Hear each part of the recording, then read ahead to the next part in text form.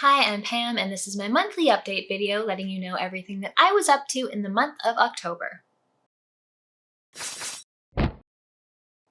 Hey everyone, hope you're doing well and that you are enjoying the fall and had an excellent Halloween. Things in the channel have not been super busy in the last month, though I have done a few things.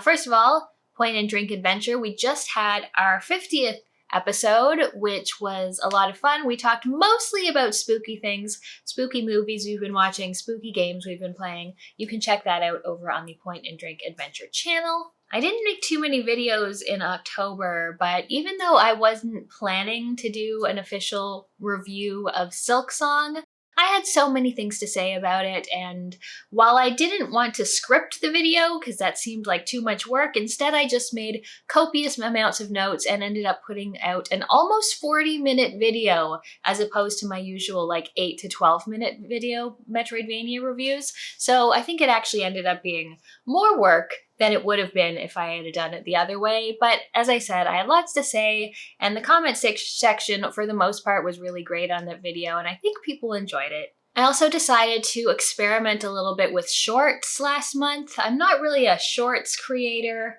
even though when they moved it up to 3 minutes, I thought, okay, maybe. So I've got my little mini co-op reviews that I've made shorts on.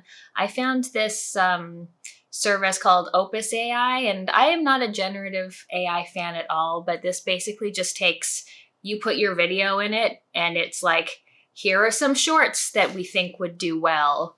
And honestly, not great, and I have to like go in and be like, well, this one kind of has potential, and then do a whole shit ton of editing to it. And probably if I just went and made my own templates and things, I could make better shorts myself, but I tried using this to create some shorts about from the Silksong video, which I don't even know how to judge how shorts do in terms of traffic. They didn't do a whole lot for driving people to the channel and like the actual videos I want them to watch.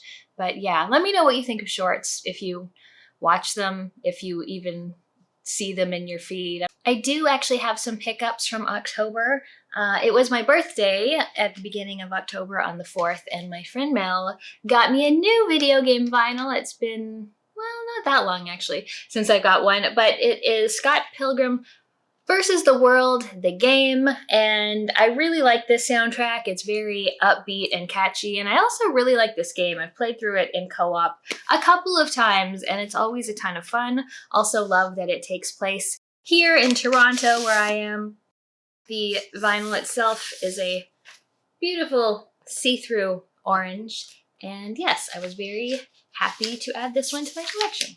So I also have some new controller pickups, and these were sent to me by 8BitDo. They reached out and asked if I would be interested in trying some of them and possibly featuring them in my content, so I did receive these for free. But you know that I love controllers so much. I've used their controllers in the past, specifically the Super Nintendo looking one. I used that on my Raspberry Pi and some of my retro systems. So the 3 controllers I got, the first one is the Ultimate 2C wireless controller, and I would say of the 3 I got, this one is the most simple of the controllers. It charges through a wired USB-C cord, and this is compatible with Windows and Android. I've actually never connected a controller to a mobile device, but I should probably try that at some point. I am currently using this on my PC when I play games on Steam, and I've been enjoying it. It's a fairly lightweight controller. It feels a little bit smaller than the Xbox controllers that I'm used to, also a little bit lighter. I'll be honest that I like a bit of a heavier controller, but everything generally feels all right. The bumpers are nice and clicky. The D-pad is all right, and I love the layout and the different options you have for rebinding your buttons and things. I also enjoy that there is an extra bumper section here. So you've got your bumpers, your triggers, and then a third button up here if you want to use it for that. And it's been working very well so far. I haven't played anything super strenuous like precision platformers or anything with it, but it has been doing a nice job for me on my PC. The second one that I got is their Ultimate 2 wireless controller, and this one comes with a docking charging station to use. I actually like this one a lot. I've been using this one on the Steam Deck, where it works pretty well. This one can also be used with Windows and Android. It has some nice features. One of the things I really like is that there is a switch here on the back for the triggers, so you can have the triggers be, you know, the normal, like you have to actually draw. So if you're playing a first-person shooter or something, you can decide if you want to get off one shot or go into auto mode, but then you can also switch them and so that they're just clicky little buttons with like very minimal draw distance to get them to trigger, which I really like. That was one of my favorite features on the Elite controllers that I always used to get. They've also got extra little paddle buttons back here, and I don't have it now. I don't think it's going to do it, but when the controller's on, there's also like light up LEDs in here that make it look pretty cool. The dock also lights up a little bit, which is pretty fancy looking. And then honestly, the one that I'm most excited for, but also haven't used the most, I'm planning on making this my main Switch controller. I just never play my Switch. But this is the Pro 3 Bluetooth gamepad, and this one is for Switch, Windows, and Android. And I love a bunch of things about this controller. The first thing I love is that while it comes with the Switch button layout, which I consider the wrong button layout, these are magnetic buttons, so you can switch them around, and then in the options of whatever you're using, you can also switch the layout so that the A's and B's and everything are all in what I consider the right position, so I really like that. They've also got different sticks that look like little arcade pad joysticks, and those are a lot of fun. This one similarly has the same switch here, so you can have your triggers be, you know, regular triggers or just a very quick little clicky, clicky, clicky. Everything feels really nice on this controller. The D-pad feels nice and clicky. The triggers and the bumpers feel nice and clicky. They have the L4 buttons here as well, although honestly, they're a little far. I don't know that I would get a whole lot of use out of them, but this controller just feels really good in my hands, and I do need to give it more of a chance. I just need to find a Switch game that I want to play. But yeah, I might have some more to say about this one later once I've had more of a go, but just this one feels the best in my hands, I think. So thank you to 8BitDo for sending all these controllers. Sorry, before I finish talking about controllers, I just grabbed my Switch Pro controller. I don't like any Nintendo controller since like the GameCube. So this is what I've been using because I will not use a Joy-Con, but just comparing this to the Ultimate 2 or 3, the buttons, the triggers and the bumpers on this just feel like mushy garbage. So does the D-pad compared to these 8BitDo controllers. So I'm definitely think I might use the Switch more if I have a controller that I actually like. As autumn is upon us and it's getting darker earlier, I find myself much in need of a good sleep. And this video's sponsor, Manta Sleep, helps me out with that. Lately, I've been really appreciating my Manta Sleep sound mask. It completely blacks out light with comfy, premium-feeling eye cups that put no pressure on my eyes and lets me comfortably sleep on my side. It also has super thin Bluetooth speakers to let me listen to calming ASMR as I drift off to sleep. The sleep mask is very adjustable, so you can find the perfect fit, and it's easy to adjust the sound via convenient controls that are right on the mask. The sound layer is also removable to allow for easy washing of your mask or allow you to charge the speakers while still wearing the blackout mask. If you want to improve your sleep quality, check out the Manta Sleep website for their selection of comfortable adjustable masks that can help you get the best sleep possible. Use my code PAM10 at checkout for 10% off your purchase. Alright, so in October, since I wasn't spending all of my time on Silksong, I had a lot of time to play other games, so I've got a lot of things to talk about. First thing is Biomorph. This game is from Lucid Games Studio. It first came out in 2024, and I did play the demo back then, and I was quite a fan of it, but it only came out for PC, so I waited for a console release and played the Xbox version. I actually started this game right before Silksong came out, and then put it down for a month, and then picked it back up after Silksong. And I have to say, especially comparatively, Silksong was such a challenge that Biomorph was like a beautiful little break. You play this strange little cat creature, and he's got 2 fists with both to talk to him. The story is a bit convoluted and a little too talky for my taste, but it's got some very cool mechanics.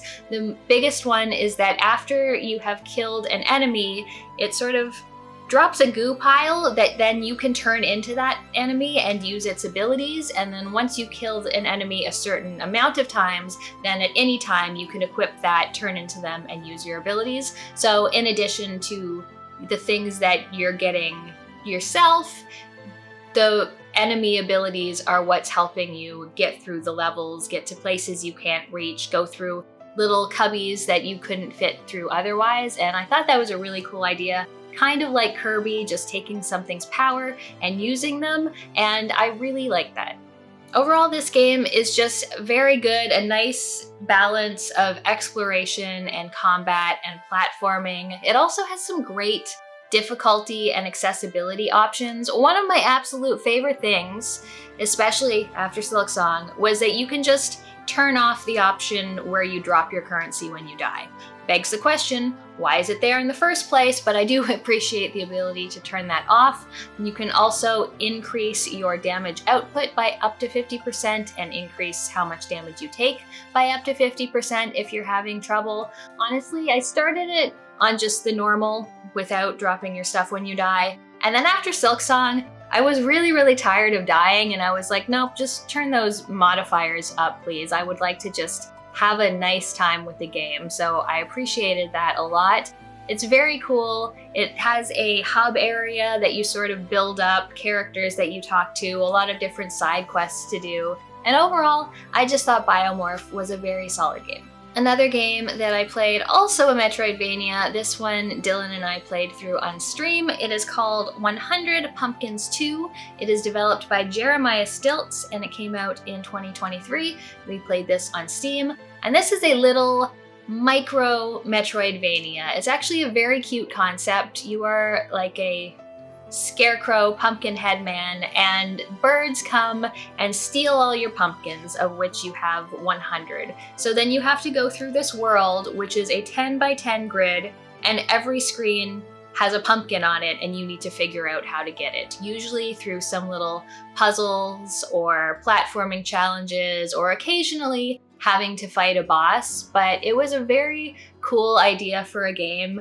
It keeps track of your death counter, where we died a lot, but deaths are not overly punishing, because if you die on a screen, you just respawn immediately at the beginning of the screen, try again. And there are some very tricky platforming parts. Actually, the most punishing the game ever got was that sometimes you'd be up platforming, you'd fall, and oh shit, you've fallen down 3 screens, which ends up being way more punishing than actually dying on a screen.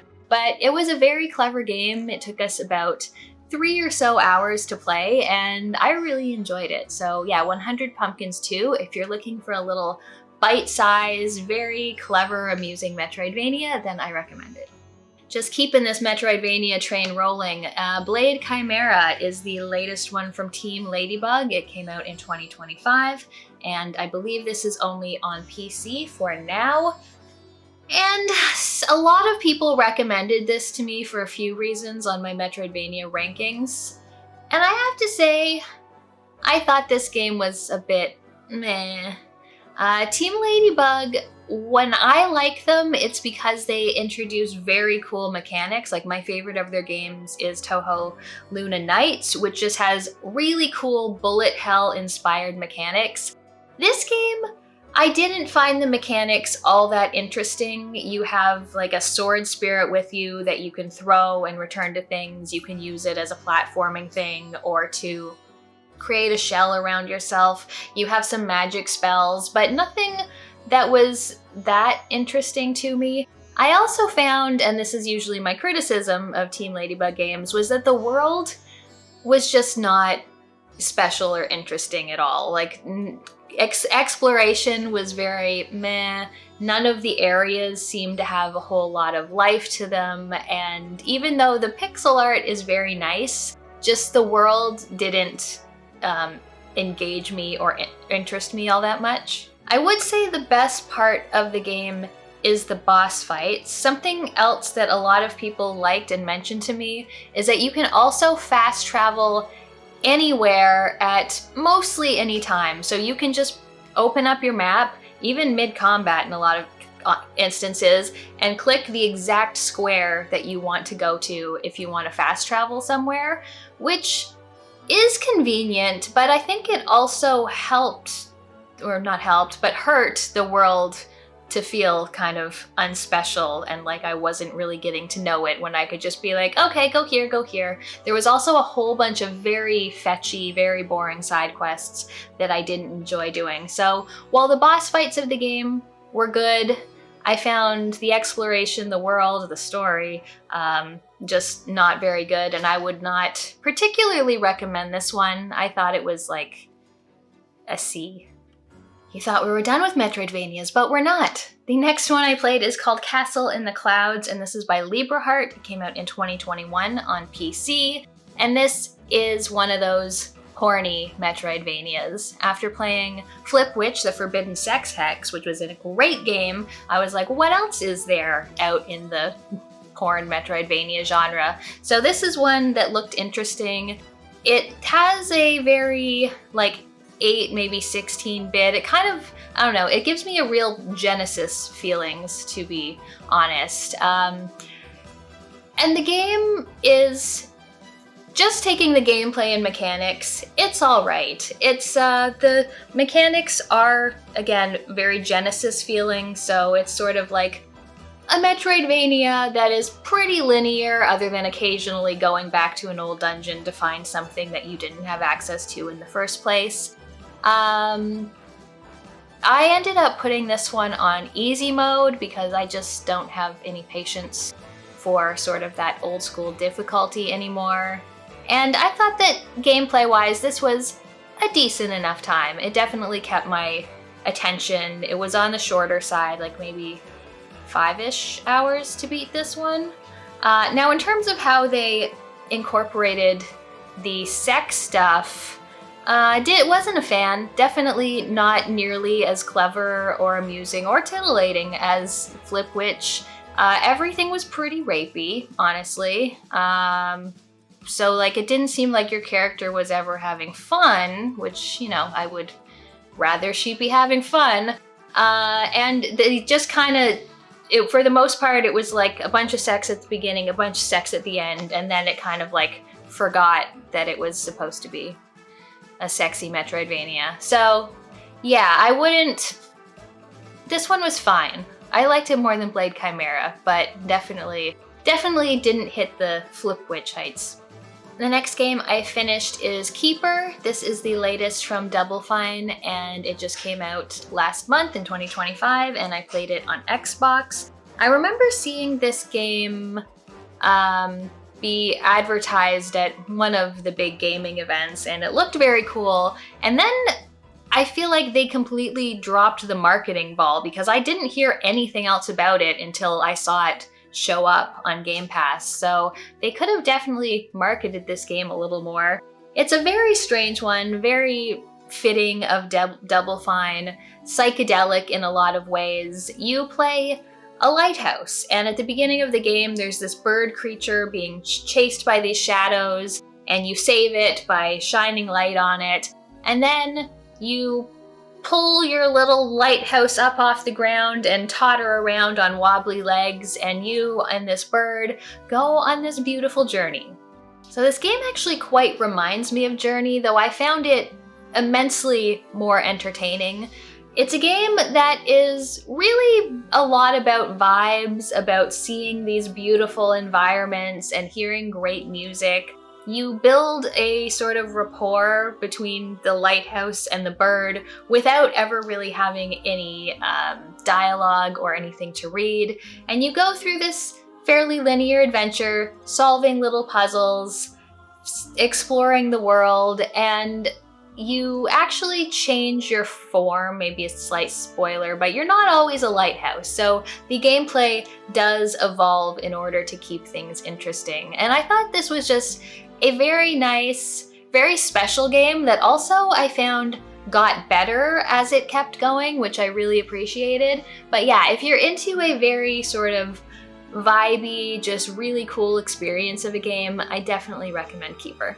After my video a couple months ago where I talked about games that define my gaming tastes, I really had a hankering to play through Dead Rising again, and it did get a remaster not too long ago, but I decided to save my money and just play the original, which was still a lot of fun.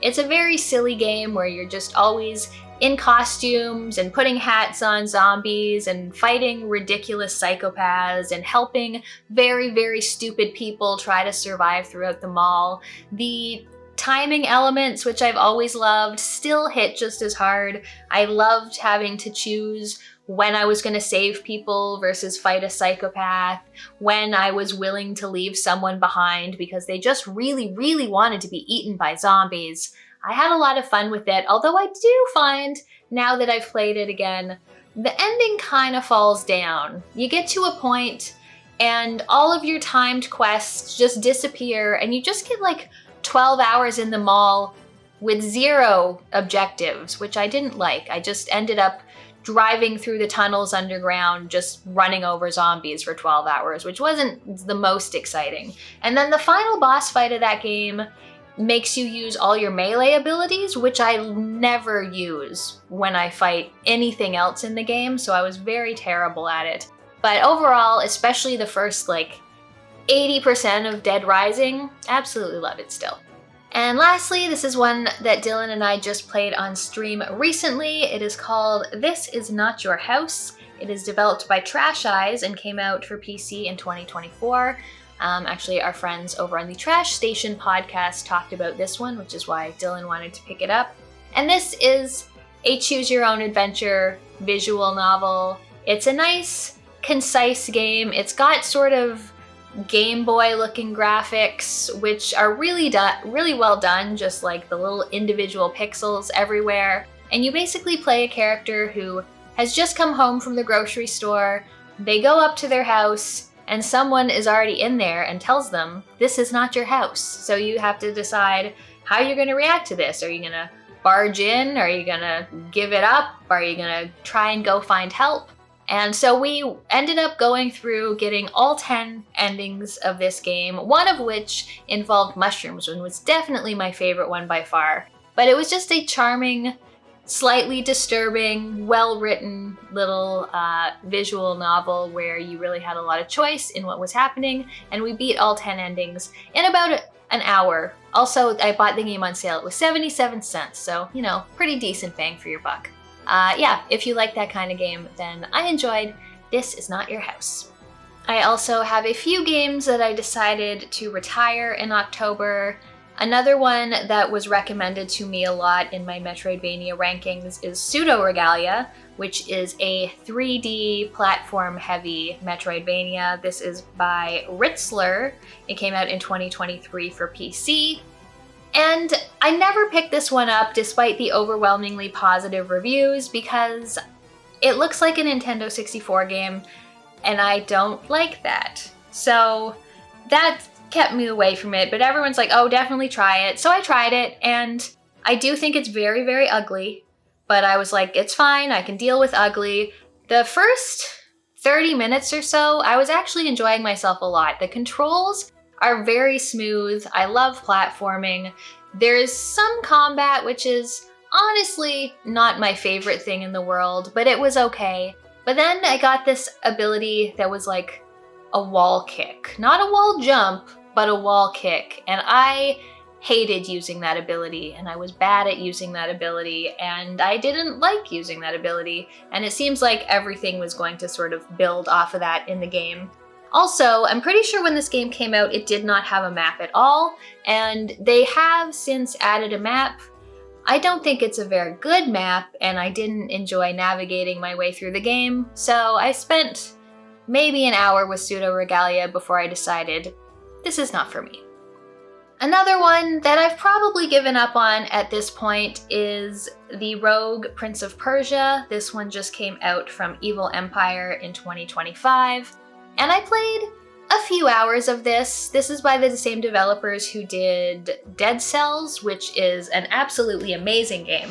And you can definitely tell that there is Dead Cells, a lot of Dead Cells DNA in the Rogue Prince of Persia. And I didn't stop playing this because I didn't like it. I just, there's only so much roguelite I can take.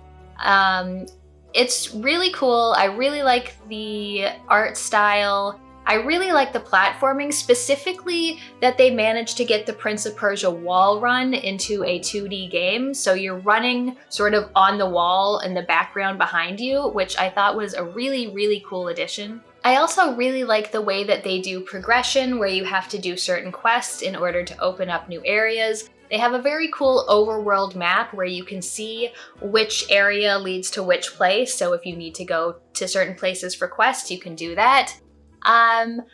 My biggest issue with it was that the different builds didn't feel all that different. Like, there's a ton of different weapons that you can get, but it never felt as much like there was as much variation as something like Dead Cells, where you could have like a block heavy build or a build with turrets. It was all just like, do you want to use swords or do you want to use a hammer? And they didn't like differentiate themselves, I think, enough to want to try to go through and master them all. But overall, I thought it was a good game. Good music, good art, the controls felt very nice. I played it for a few hours before I just decided that I had enough of the roguelite thing of doing the same thing over and over. But if you like roguelites more than I do, you might want to check it out because it's actually a pretty fun game. Speaking of roguelites, I tried out Ball Pit, which is by Kenny Sun. It just came out last month. I played this on Xbox. And honestly, going into this, I knew it wasn't going to be a game for me. This is the kind of vampire survivor, like, I forget what they call this genre. So this is basically like a vertically scrolling brick breaking game. Enemies are coming down from the top of the screen. You're walking up from the bottom, throwing balls that are attacking and damaging the enemies. You're getting gems and you're getting gold and XP and you're leveling up, and you can get things like a ball that sets things on fire or poisons thing, or you can get 30% extra damage if you hit them from the right side of the screen or from the back of the screen. And then there is a sort of base building section when you go back to town and level up things. And this is not my kind of game. It's a game that I would describe as very addictive, but then when you actually think about what you're doing, also just very, very boring, which I feel like is a terrible combination of things to be. Like, nothing was fun. Building the town wasn't fun. It was just fun to see, oh, this is now this level. Oh, this thing opened. Oh, this thing happened. But actually, the actual mechanics of doing it, not fun at all. Same with the levels where you're walking around, just kind of auto-shooting, sidestepping danger, and yeah, just boring but addictive, and I cut myself off.